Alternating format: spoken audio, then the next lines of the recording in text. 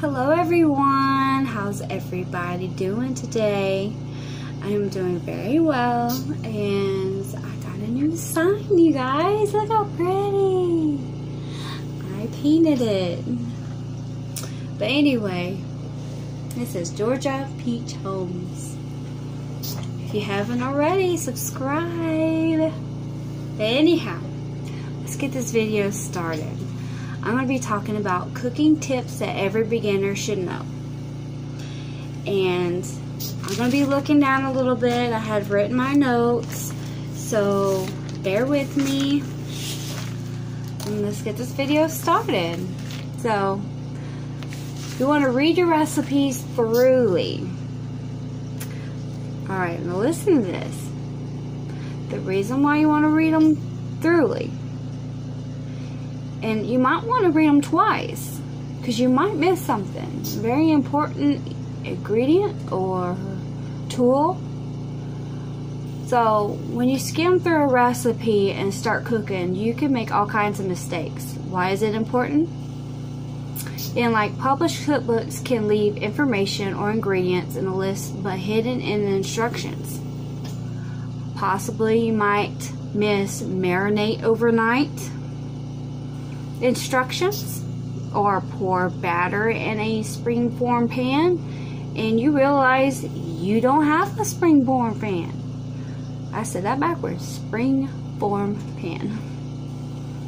So the best thing that you should do is make sure you read your recipes, instructions, and ingredients twice. That will help you out. Definitely will.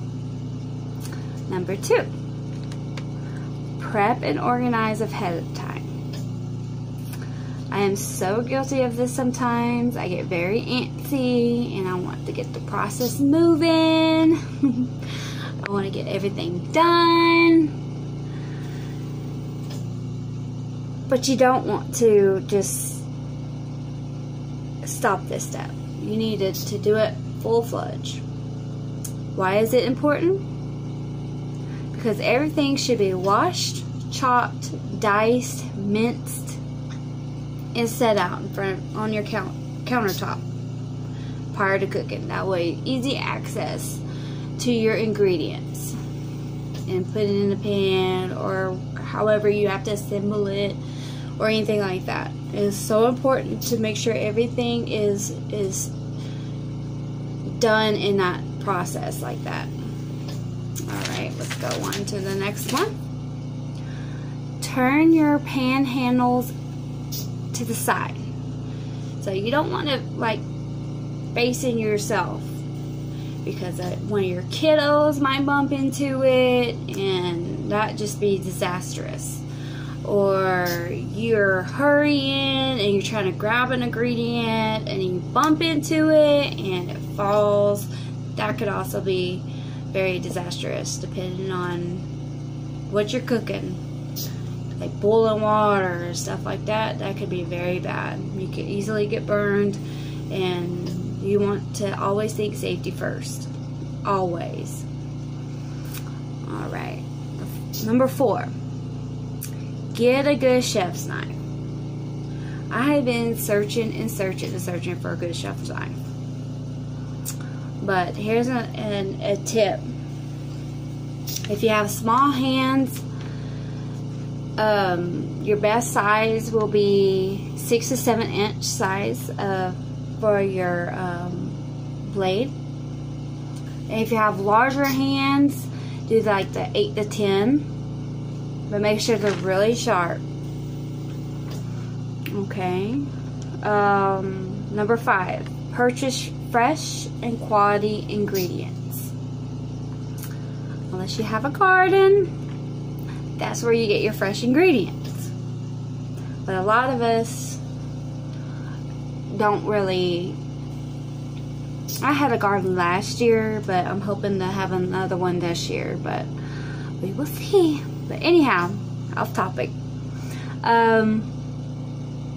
Don't use old expired spices. Go ahead and purchase you fresh spices.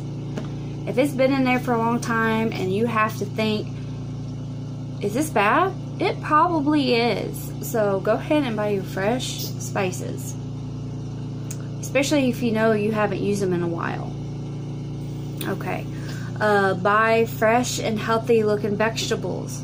And if, like I said, if you don't have a homegrown garden, or if you didn't freeze your harvest or anything like that, you go to a farmer's market. That is the best place.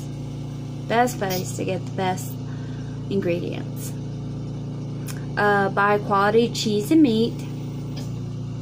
And be selective about your generic brands. Some generic brands are really good and better than name brand stuff. And then a lot of stuff that are generic are really horrible. So just be very selective of what you buy.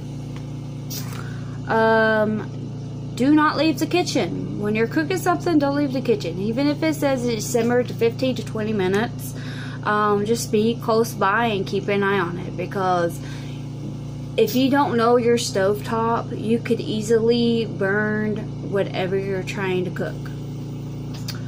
Just learn how to cook with your own stove.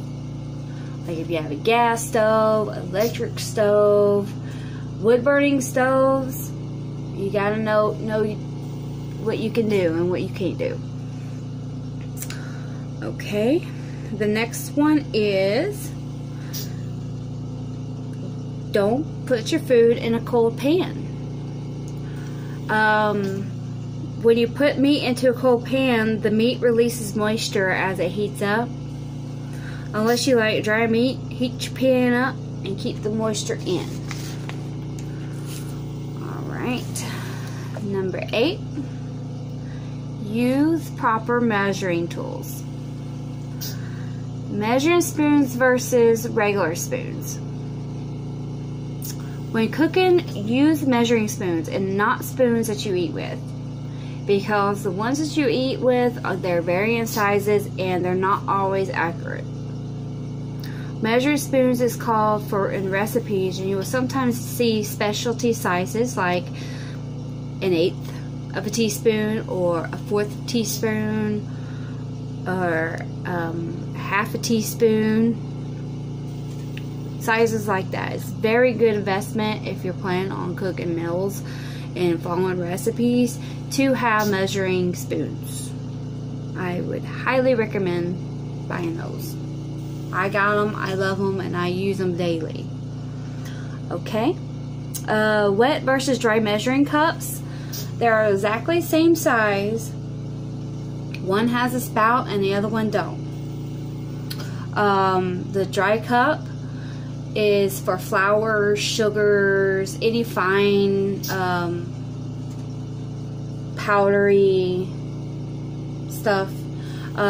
You can use the back of the knife to get your perfect cup or anything like that for your dry cup. Now the liquid cup has got the little spout, and that's for all your liquids like milk, creams, and stuff like that. Be wary of your high heat. Unless you're boiling water, don't use high heat. You could easily burn your food. Only time that I would use high heat is if you're boiling water, and even then you have to keep an eye on it, because if you're leaving that kitchen, you can boil that water out and you could be cooking there. Seriously. And those are all my cooking tips for tonight. I hope you enjoyed all these cooking tips, and if you wouldn't mind, please like and subscribe. I would really appreciate it. Hit that notification bell. Thank you, and y'all guys have a wonderful night. Bye bye.